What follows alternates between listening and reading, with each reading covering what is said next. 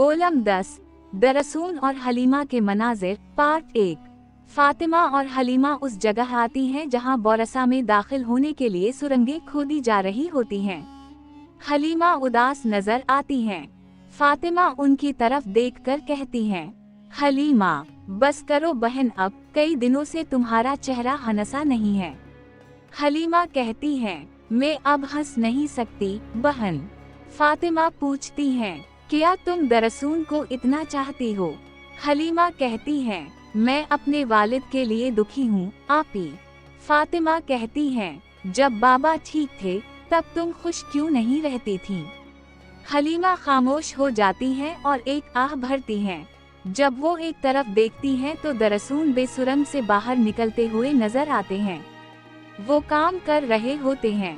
हलीमा चौंक कर दरसून बे को देखती हैं और आवाज देती हैं, दरसून।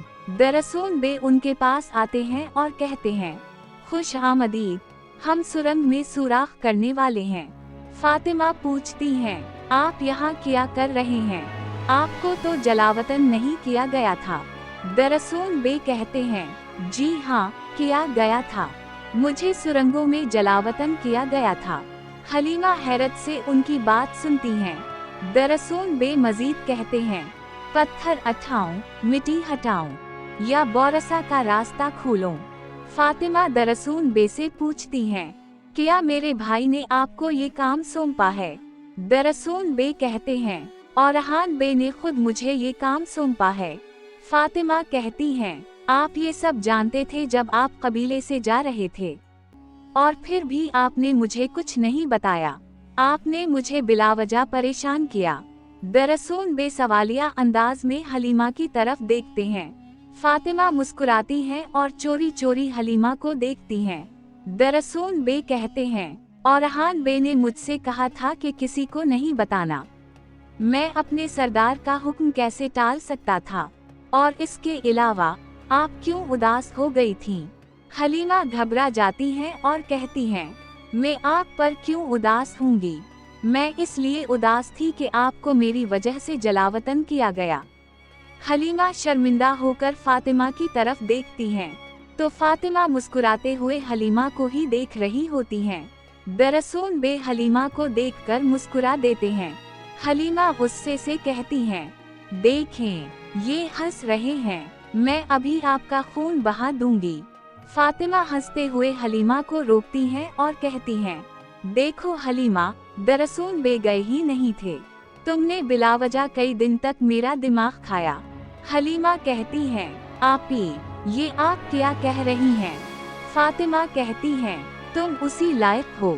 दरसून बे हल्की सी मुस्कुराहट के साथ कहते हैं, मैं सिपाहियों का इंतजार कर रहा था, लेकिन क्या आप दोनों अंदर जाएंगी साथ?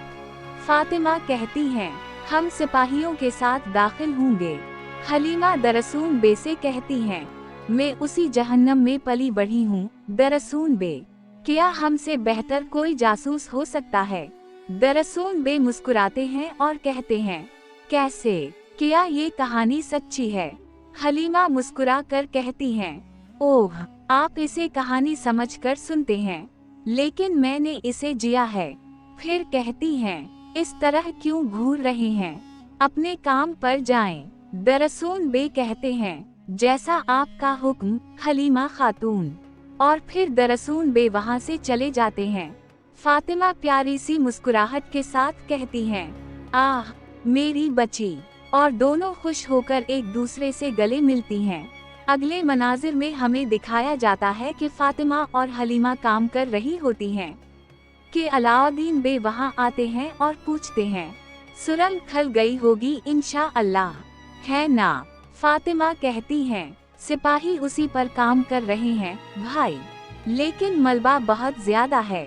अलाउद्दीन बे कहते हैं, हमारे लिए इतना रास्ता काफी है कि एक शख्स गुजर सके।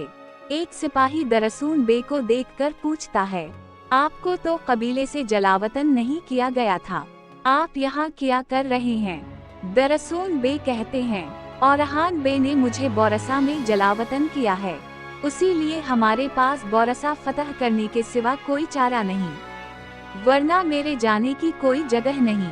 अलाउद्दीन बेदरसून के कंधे पर हाथ रखकर कहते हैं, इंशाअल्लाह कल बोरसा फतह हो जाएगा। हम अपने वालिद का ख्वाब पूरा करेंगे और अपनी कौम के लिए मुस्तकबिल का एक नया रास्ता खोलेंगे, इंशाअल्लाह। फिर अलाउद्दीन बेसब्र से कहते हैं, अब मेरी बात गौर से सुने। जब रात का अंधेरा छा जाएगा तो हम सुरंगों के जरिए बोरसा में दाखिल होंगे। अलाउद्दीन बेदरसून से कहते हैं, वो सुराख हर हाल में खलना चाहिए दरसून। दरसून बे कहते हैं, जैसा आपका हुक्म, और सब अपने अपने कामों में लग जाते हैं। ये थे दरसून और हलीमा के मनाजिर पार्ट 1। दूसरा पार्ट भी कुछ देर में अपलोड कर दिया जाएगा।